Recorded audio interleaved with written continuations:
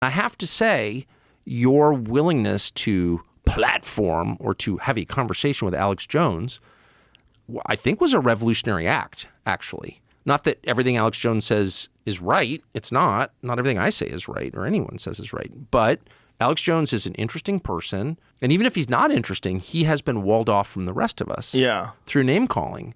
And your willingness to be like, no, actually, we're just going to listen to Alex Jones and you can decide for yourself. Well, Alex has been my friend for more than 20 years. Well, yeah, but I'm sure you have other friends you haven't invited. And just like, you were not allowed to talk to him. And when you hear Alex Jones talk, you definitely understand why they told you couldn't listen to Alex Jones. Well, that's one of the reasons why I had him as one of the first guests when I came over to Spotify. Love that. I was like, let's go. What did they say? Well, a lot of people weren't happy. We lost sponsors. It was an issue. But I think it did the job. And one of the reasons why he's gone through some issues is because that guy is uncovering real shit that's terrifying every fucking day. When you see so many lies and so much propaganda and so many psyops that are being done on people, you start seeing them where they don't exist. And that's what he did. Well, and he's also channeling some stuff. You can't call 9/11 in detail because you're super informed. Before the fact. He called it. Yes. He literally called it in the summer of 2001. He said planes will fly into the World Trade Centers and they will blame a man called Osama bin Laden. We know the government's planning terrorism. We know Oklahoma City and World Trade Center was terrorism. We know the Joint Chiefs of Staff wanted to blow up airliners. If you do it, we're going to blame you because we know who's up to it. Or if you let some terrorist group do it, like the World Trade Center, we know who to blame. If any terrorism comes, it's from this government.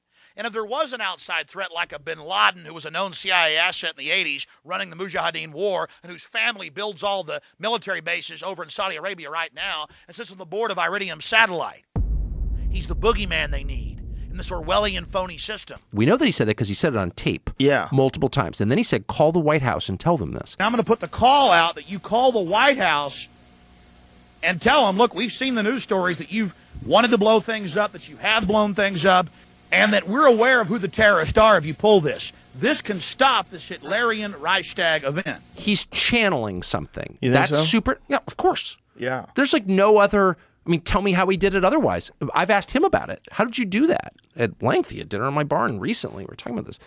How'd you do that? I don't know. It just came to me. And that's real. And that's not a new phenomenon. It's happened throughout history. There are people called prophets. And there are people who were prophets who weren't called prophets, but there are people who have information or parts of information, bits of information, visions of information come to them, and then they relay it. It's not from them. They received it. This is like one of the oldest phenomena in human history. So those people tend to be a little crazy, a little imbalanced, a little different from everybody else. Do you know what I mean? They live on locusts and honey in the wilderness. I mean, that's just like they're not like everybody else. And that's clearly part of what, I'm not saying that everything that Alex Jones says is a prophecy from God. It's not. But that was prophetic. And if it wasn't, tell me how it wasn't. In July of 2000, like I lived in Washington in July of 2001. You know, my dad worked in the government. Like I was as well informed as anybody could be about what was going on in the government. I've always been interested in what's happening in other countries. I was aware of Osama bin Laden. I knew about the Taliban. I knew, more than most people.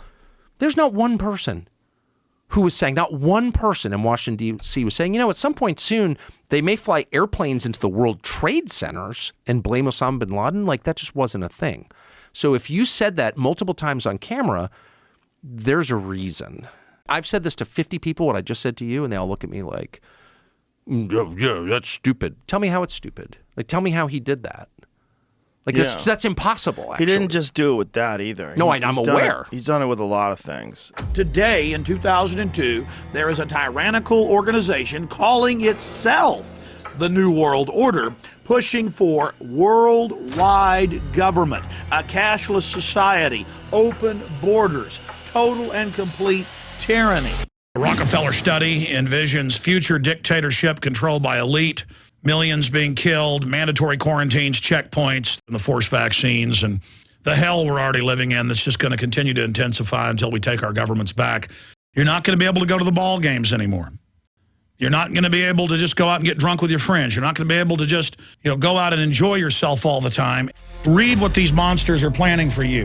A bioweapon release could be the thing they'd release to bring in a world government to counter a global problem. And the UN has said that a global pandemic is the only thing that may save their world government. It may not be this year, but this is the globalist plan. So if you start seeing a bunch of people die in China, and you see it, 1,000 dead, 100,000 dead, and then by the time you hear it's 100,000 dead, it'll be here on these airplanes, and you won't have anywhere to go. Alex Jones called this years ago. Years ago. Looking at a giant war in February right now, I predict the Russians are going to roll in. They're already there. They're going to roll in. With attacks across Ukraine, which is the size of Texas. And I believe Tucker. He's hardcore. He's awake. The left admits it. I predict he won't be at Fox News in the near future. I'm going to leave it at that. By the way, Fox News needs Tucker Carlson.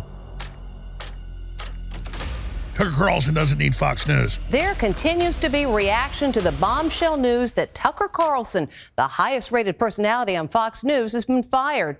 We're here with the world's most dangerous man, the most censored man in the English language, Alex Jones.